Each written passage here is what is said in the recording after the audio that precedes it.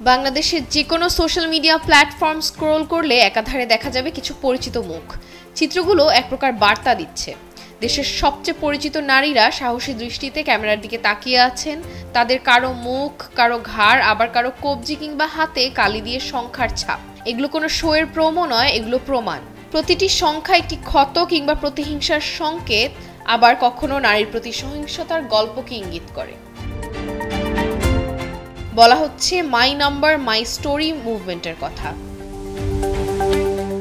এই আন্দোলনের শুরু হয়েছে 25শে নভেম্বর অভিনেত্রী নুসরাত ইমরোজ তিশার একটি পোস্ট থেকে। সেখানে দেখা যায় তার ক্লোজ আপ ছবিতে মুখে কালি দিয়ে 9 আঁকা, যা প্রতিদিনের অনলাইন আক্রমণের প্রতীক। তিনি বলেন, সংখ্যা থেকে কণ্ঠ পর্যন্ত আসুন আমাদের গল্পকে শোনা যাক। কেউ হয়তো শুধু একটি সংখ্যা দেখবে, কিন্তু আমি সবকিছুই দেখছি, যা আমি সহ্য করেছি, যা আমি অতিক্রম করেছি। আপনার সংখ্যাটি শেয়ার করুন, আসুন ডিজিটাল হয়রানির বিরুদ্ধে একত্রিত হই।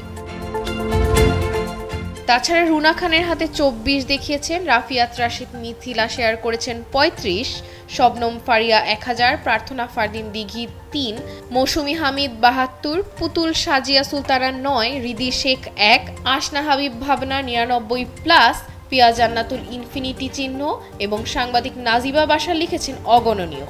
প্রত্যেকেই সোচ্চার হচ্ছেন সাইবার হ্যারাসমেন্টের বিরুদ্ধে। মাই নাম্বার মাই স্টোরি ক্যাম্পেইনটি নারীর নিত্যদিনের নীরব হুমকিগুলোকে আরও দৃশ্যমান প্রতিবাদে রূপান্তরিত করেছে।